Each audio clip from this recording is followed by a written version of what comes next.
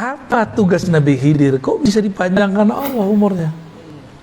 Coba lihat, Nabi Khidir itu sebenarnya tugasnya mirip-mirip kayak malaikat Jibril, bawa risalah. Bedanya malaikat Jibril malaikat, Nabi Khidir itu punya fisik. Tahu juga tuh dalamnya pemalaikat apa nggak ngerti juga kita ya. Malaikat Jibril bawa syariat yang zahir kepada Nabi Musa.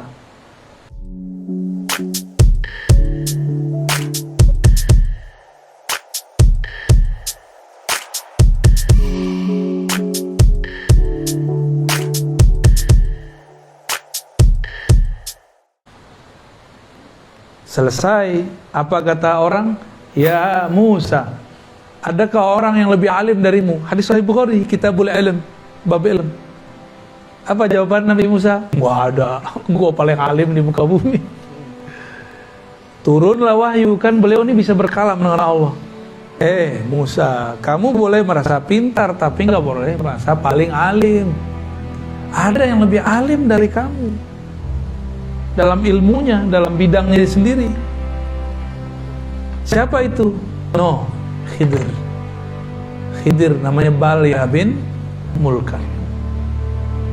Dan Nabi Musa dihabisin tuh rasionya, logika rasionya dihabisin. Apa coba hubungannya ilmu sama ikan? Kata Allah, carilah Khidir, bawa ikan ini. Kalau ikan ini nanti hilang, berarti nggak jauh-jauh dari situ ada Khidir. Masuk akal nggak Pak Haji? Apa hubungannya Khidir sama ikan coba? Ternyata berhubungan. Nabi Khidir ini nabi, kalau orang Indonesia dulu apa? Nenek moyangku seorang pelaut. Nabi Khidir ini tinggalnya di laut. Kalau di laut berarti urusannya sama ikan. Maka diberi simbol-simbol begini nih. Itu Allah Allah selipkan di Quran. Nanti ada masa kalau umur kita panjang, kalau saya masih rutin ke sini ya, insya Allah nanti kita buka tuh simbol-simbol di Quran itu yang unik-unik. Ada simbol air, ada simbol awan, ada semua, ada simbol tanah. Itu semua simbol-simbol aja tuh. Indah kalau kita ngerti simbol-simbol itu. Quran itu nggak ada ujungnya, Quran itu. Simbol-simbol ini dibawa oleh Nabiullah Musa, tapi Nabiullah Musa belum ini maksudnya ikan dibawa. Kata Allah, jika itu hilang berarti sudah hilang. Dia bawa anak buahnya, khadamnya, ya. Namanya siapa? Yusha. Yusha ini patuh, ini bukan main sama Nabi Musa. Tapi kan dulu moyang kita Nabi Adam pernah lupa ngasih umurnya ke Nabi Daud. Itulah lupa pertama manusia. Karena Nabi Adam pernah lupa sekali, maka sampai nanti kiamat lupa menjadi genetik. Jadi nggak usah bilang saya nggak boleh lupa. Emang kita udah takdirnya lupa. Nabi Musa bisa lupa, coba Yusha bisa lupa. Jadi malaikat aja ya. Terus jalan. Terus Nabi Musa bilang, kita rehat lagi ya? Rehat. Pas rehat, Nabi Musa nanya, Yusha, aina sama, aina al-hut, mana ikannya? Yusha merasa bersalah. Biasa kan dia khidmah, dia bertugas. Wahai Nabi Allah Musa, saya lupa ikannya di mana. Tempatnya dibawa, ikannya nggak ketahuan. Akhirnya Nabi Musa nggak marah. Karena nggak boleh marah. Ini lagi belajar Khidriyah nih, nggak boleh marah-marah. Ya, itu Nabi Musa lagi masuk ke Thariqat Khidriyah kalau bahasa kita zaman ini. Ya, karena mau belajar risalah yang diturunkan Allah ke Nabi. Ya, saya ulang tadi. Ada Jibril di langit, ada Khidir di bumi. Ini membawa risalah langit, ini membawa risalah bumi, sama. Cuma bedanya, ini risalah langit itu isinya hukum normatif syariat, syariat yang zahir, sedangkan Nabiullah Khidir itu dapat risalah batin. Dapat risalah batin. Kejadian setelah kejadian itu yang dibahas oleh beliau. Jika ada suatu kegiatan, apa ujungnya? Ujung-ujungnya ini menjadi syariatnya Nabi Khidir. Nabi Musa nggak marah, Nabi Musa mengatakan, ya udah kita balik. Ini Nabi Musa loh, berproses loh belajar. Masa kita nggak berproses? Ya. Dan itu lama sekali. Sampai kemudian ketemu, jadi dia udah sekalian kali berhenti. Ketemulah tempat berhenti yang pertama. Ternyata itu ikan sudah nggak ada dari tempat itu. Dia udah bawa-bawa aja tuh tempat kan. Yusha ya. Disitulah kemudian yang mengatakan, oh di sini. Ya udah, dia tunggu. Gak lama habis itu datang Nabi Khidir. Nabi Khidir mengatakan, kita buat kontrak belajar dulu ya. Kamu gak bakal sanggup lah.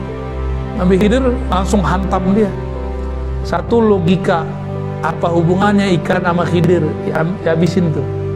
Yang kedua, Nabi Khidir kemudian hancurkan egonya Nabi Musa. Apa kata Nabi Khidir? Kamu gak bakal ngerti.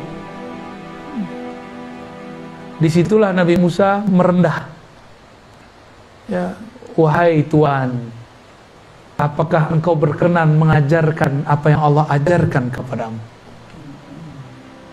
Nah, dibuatlah kontrak belajar. Oke, jangan ingkar kepadaku. Nah, inilah ilmu Khidiriyah. Ilmu Khidiriyah itu jangan gampang ingkar. Ini dikit-dikit beda dikit udah bid'ah. Dikit-dikit udah sunnah. Dikit-dikit haram. Gimana mau memahami rahasia-rahasia Khidiriyah?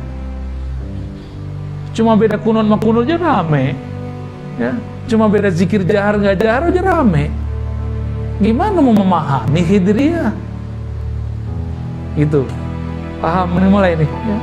Sudah mulai nih. Nabi Musa sempat akan berpikir suuzon kepada orang. Ini yang mau dipapas, mau dihabisin oleh Nabi Khidir. Beliau ketemu anak kecil dibunuh. Apa kata Nabi Musa? Nabi Musa kan seorang qadhi, hakim, sekaligus penyidik. Oh, dulu lengkap semuanya kerjaan beliau. Nyeletuk, biasa, udah nyidang orang berkali-kali. Ya, jadi kayak pesilat, jurusnya udah otomatis.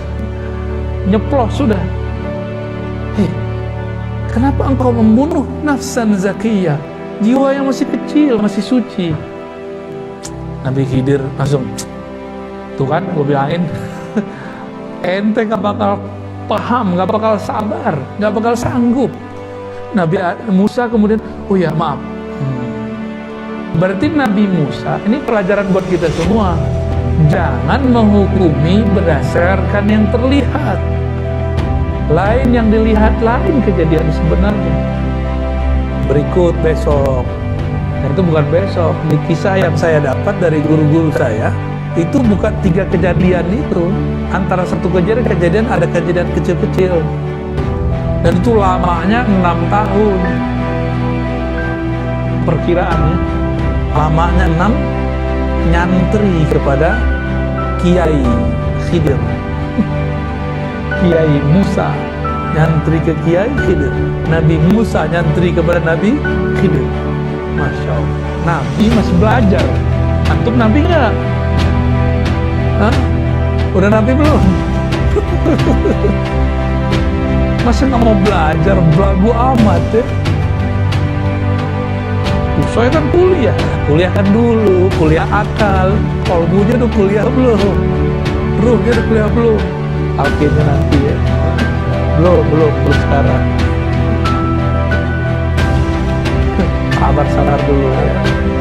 Saya talqin itu ngitung ahwal kolbu aja, nggak bisa dibuat-buat. Karena sekali ketemu jadi kayak kita kemarin ke Kalimantan. Ternyata itu murid abang guru semua, mereka udah biasa. Jadi jangan dibanding-bandingin sama antum, orang baru hijrah kemarin sore.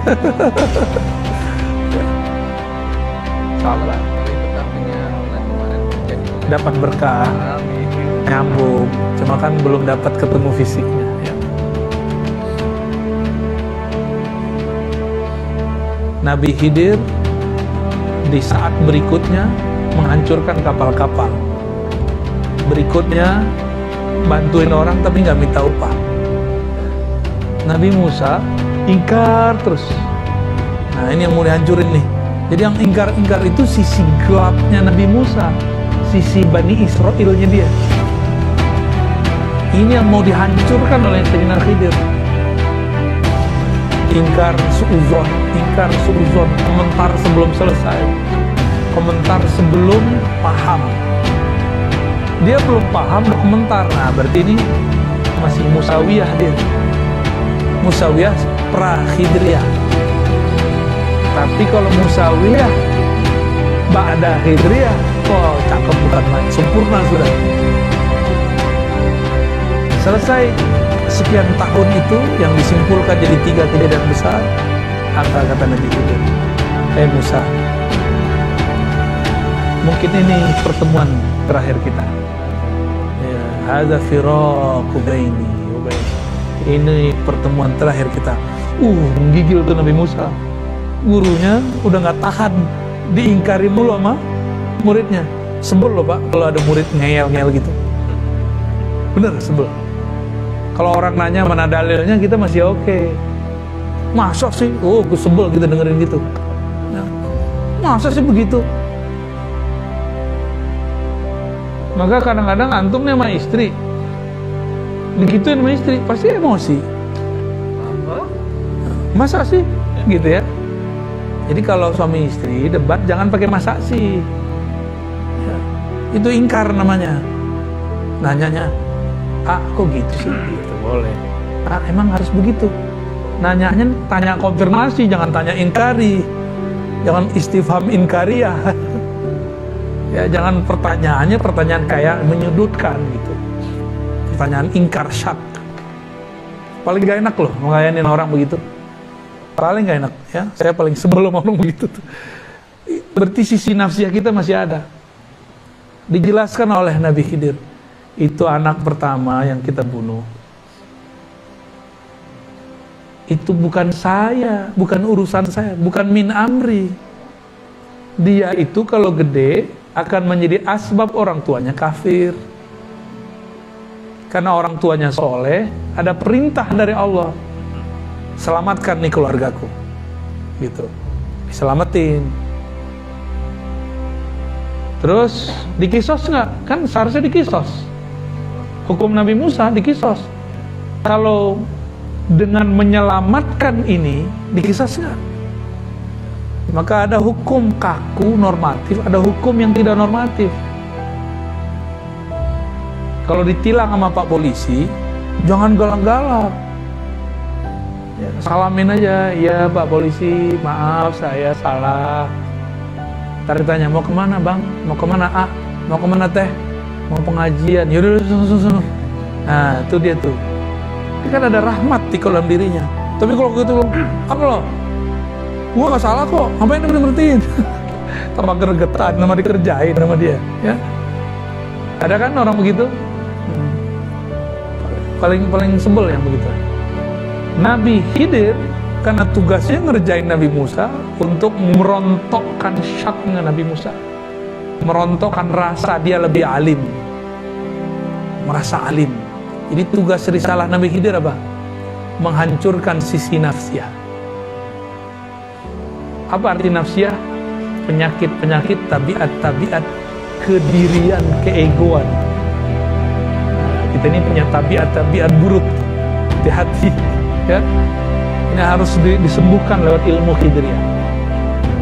Lalu coba sebelumnya itu kapal dihancurin. Itu kapal milik para suami. Kalau kapalnya berlayar di laut ada perompak, semuanya pasti dibunuh. Kalau orangnya mereka berlayar semua, matilah semua suami-suami, maka istri-istri menjadi janda. Mending janda bakal ada yang ngawinin lagi. Ini nggak ada yang mau ngawinin aja, nggak ada. Semuanya mati. Maka takdirnya digeser. Takdirnya digeser. Jadi ilmu Nabi Khidir tadi tidak ingkar, menghancurkan syak, menghancurkan nafsiyah. Yang keempat, menggeser takdir. Jadi takdir bisa digeser. Takdir bisa seharusnya Indonesia ini udah hancur Pak dari kemarin. 2019 udah kayak Taliban gitu dah. Udah kayak Afghanistan hancur udah. Perang saudara gitu, udah kayak Suriah seharusnya 2019 kemarin. Ini kalau ngitung takdir Pak, ngitung takdir. Lah kok yang bertarung satu jadi presiden, satu jadi menteri, itu kan aneh, itu takdir apa itu? Itu kalau nggak paham Khidriyah nggak ngerti. Kalau nggak ada wali-wali Khidriyah di sini, wali-wali yang punya ilmu Khidriyah di bumi ini, di negeri kita Nusantara ini, Indonesia sudah jadi Irak, sudah jadi Suriah, sudah jadi Libya, lewat sudah. Maka kita bersyukur walaupun hidung pesek-pesek begini, ada wali Pak di antara kita. Ya, ada wali di negeri ini. Mereka lah paku-paku bumi. Mereka lah pagar-pagar negeri. Ya. Jadi jangan lagi ngeluh jadi orang Indonesia, jangan lagi pakai puisi Khairul Anwar, aku malu jadi orang Indonesia. Itu kan kritik sebenarnya maksud beliau itu Khairul Anwar. Tapi orang salah paham, dikira kalau Anwar itu kan nasionalis. Ya lagi-lagi gagal Khidriyah. Kita nyebutnya Khidriyah ya. Khidir biar gampang. Jadi apa ilmunya tadi? Satu, tidak ingkar, gak langsung ingkar sebelum selesai kejadiannya. Terus hancurkan syak, jangan gampang syak, ragu. Ketiga, menggeser takdir. Itu kan horor kan. Pertanyaannya pertanyaan borongan sini, jadi panjang jawaban. Jadi tugas beliau itu, dan tugas itu belum selesai sampai sekarang, makanya beliau masih ada. Tapi beliau di zaman Nabi Muhammad ngomong, anta minal abdal, kamu itu abdal, aku ghausnya, aku kutubnya. Jadi di zaman wali-wali itu ada stratanya, ada wali ghaus, presiden para wali, ada kutub, itu gubernur-gubernurnya lah, raja-raja lah di bawah presidennya ini. Lalu ada abdal. Di zaman Rasulullah disederhanakan semua, cuma ada kutub, ghaus, lalu abdal. Abdalnya Nabi Khidir, ya, dan para sahabat-sahabat yang lain. Gitu. Jadi Nabi Khidir itu pernah jadi sahabat Rasulullah. Maka ahlul hadis yang mengerti ilmu ma'rifat memasukkan Nabi Khidir ke daftar sahabat. Nabi Muhammad punya korin, korinnya masuk Islam. Korin itu kan jin. Jin itu nggak mati kalau dia nggak dibunuh. Korinnya beliau masuk Islam, sampai sekarang masih hidup. Itu kalau ada jin-jin mau masuk Islam, belajar sama korinnya Rasulullah. Ya, tahu tuh di mana korinnya. Itu kalau ada jin masuk Islam, ketemu murid Rasulullah langsung, itu korinnya Rasulullah. Jadi sanadnya ke Rasul satu orang doang. Korin Rasul. Itu sanad torikot terpendek, torikot koriniyah. Kita kasih aja istilah-istilahnya biar gampang ya. Allah, oh ini udah mulai pegel nih. Ya lanjut, apa lagi?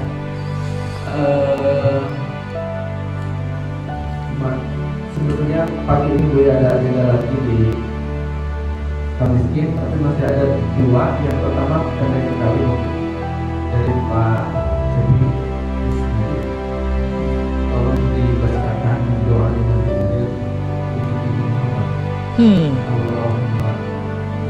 Muhammad dan seterusnya. Kan antum udah apa? Ya, seterusnya. Jadi Imam Suyuti menyebutkan dalam risalah-risalahnya, Nabi Khidir ini berdoa. Apa doanya? Allah marham ummat Muhammad. Ya Allah, rahmati, itu rahmat lagi, sayangi umat Nabi Muhammad. Tuh penyayangnya Nabi Khidir sama kita kan. Ya Allah, sayangi umat Nabi Muhammad. Kita umat Nabi Muhammad ya, dapat doa Nabi Khidir.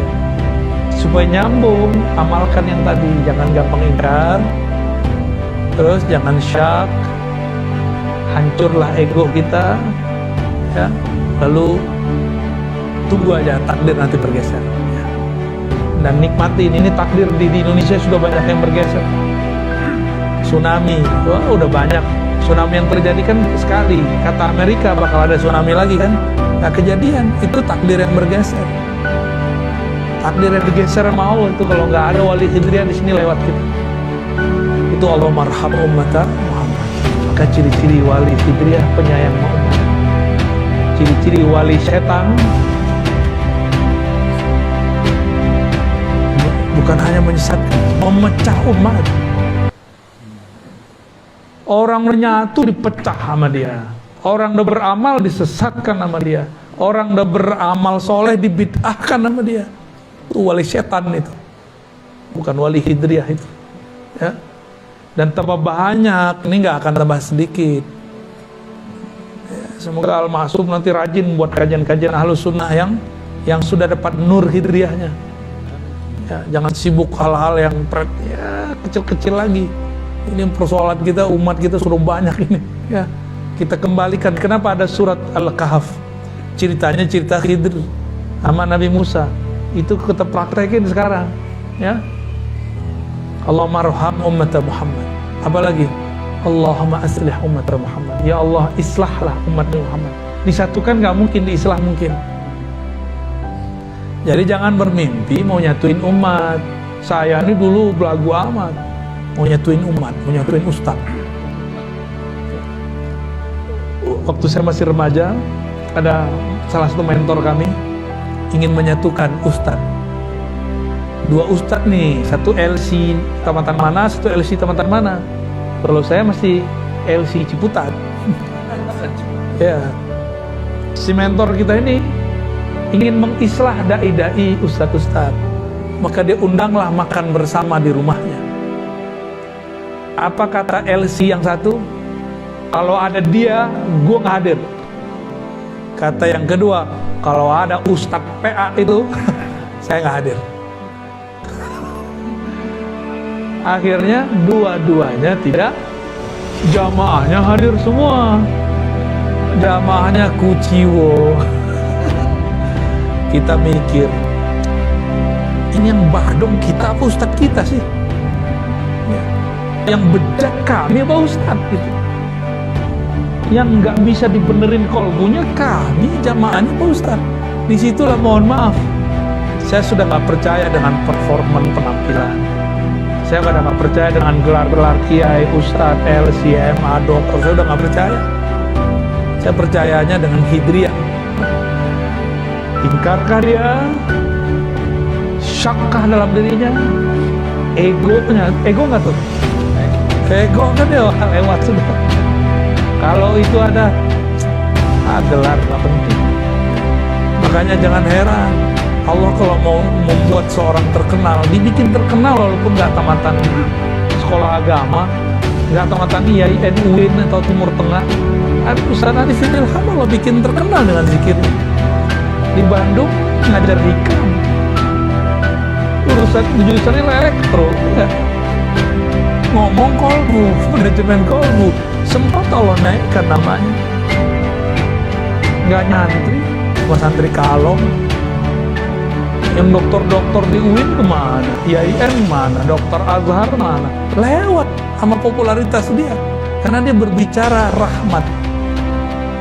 Ya, tapi namanya setan kan nggak akan diem. Diserang terus, dijebak terus. Ya, semoga Allah selamatkan ya para kiai, para masyaikh itu. Nggak akan dibiarin, nggak akan dibiarin selamat. Saya ngomong begini nggak akan dibiarin diam. Antum dengerin, oh setannya banyak tuh mencingin telinganya tadi pagi tuh. Untung sebelum tidur niat, ya Allah saya mau ngaji. Akhirnya kencingnya nggak masuk ke dalam. Kan begitu kata Nabi. Orang yang nggak bangun subuh itu setan ya bulu ada udunai. Kencing, bahasa kasar banget ya. Emang begitu sih. Buang air kecil kencing di telinga. Sehingga kita nggak. Jadi setan itu sampai sekarang masih berbuat seperti ada kencing, ada makan, ada kawin dia. Stres juga dia. Ngerokok juga dia tuh. Stres juga. Udah disesatin balik lagi. Udah disesatin balik lagi.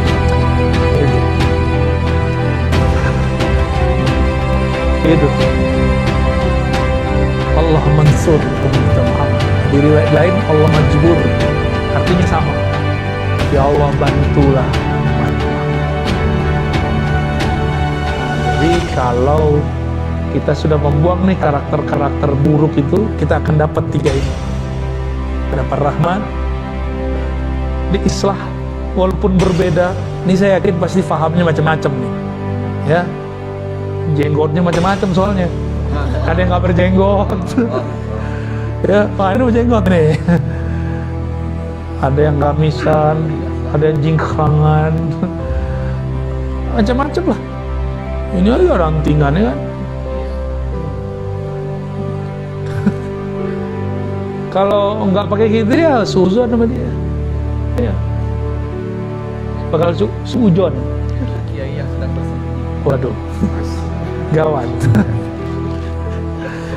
Kira-kira begitu ya. Satu lagi dia. Apa tuh? Satu lagi. Oh ya. Iya. Sedikit aja jawabnya ya. Apakah nanti di kuburan kita sendirian atau rombongan dengan teman atau siapa? Antum mau ketemuan? Boleh. Syaratnya? Saya mau pindah kampung, pindah negeri.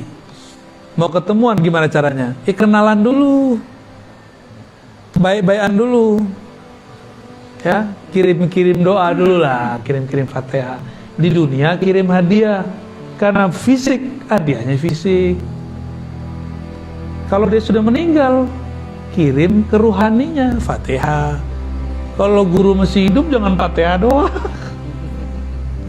Ya. Masa guru ngaji kita Fatihah doang? Ya lapar juga dia. Jadi kalau punya guru ngaji di kampung, kasih hadiah Pak. Kalau kita pulang, bawa. Sekarang tuh orang butuh duit, kasih duit ya. Guru ngaji, guru agama, guru sekolah. Gak hanya guru-guru agama kalau bisa. Guru yang bikin kita bisa ngerti cara menjalani hidup. Mungkin kalau dia berduit, gak usah kasih duit, mungkin kasih hadiah benda, barang. Ya. Tahadu, saling berbagi hadiahlah kamu akan saling mencintai. Itu guru orang kalau sering dikasih hadiah. Nih Ustadz nih dikasih hadiah seseorang, berkesan loh di hati, pasti berkesan di hati. Teringat kalau doa, ya Allah orang ini baik sekali kepadaku, tolong lancarkan urusannya. Gitu. Aku nggak bisa balas dengan materi. Ya Allah, Engkau yang bisa balas. Oh, kalau Allah yang balas kan enak banget. Ya, dia cuma ngasih materi. Allah kasih materi dan imateri kan enak dapat doa orang soleh itu enak. Ya. Tapi jangan syak. Masalahnya kita sering syak. Jadi mungkin nggak ketemu, mungkin kalau di dunianya sudah baik, saling kenal, maka bergurulah, bersanatlah, berikhwahlah, bersaudaralah. Jangan nafsi-nafsi sendiri-sendiri. Berjamaahlah walaupun kita pasti berbeda-beda. Ya, ini namanya islah, saling pengertian. Ya. Terus kalau sudah meninggal kirim-kirim doa. Pasti nanti kita dipertemukan. Orang di alam kubur itu kan pindah alam doang. Pindah alam doang. Kalau urusannya beres di imigrasi Munkar Nakir, kita bebas lagi. Cuma kalau nggak beres ya udah di situ aja mendon sampai nunggu siapaan datang. Ya teman kita ditahan di imigrasi, kalau nggak punya kenalan di situ dipulangin. Ada kawan kita Ustadz ke Hong Kong, salah penjelasan, salah jawab ketika ditanya, kamu kemana, mau apa, siapa yang menjamin kamu? salah jawab, dibalikin. Ini dibalikin, ini ditahan.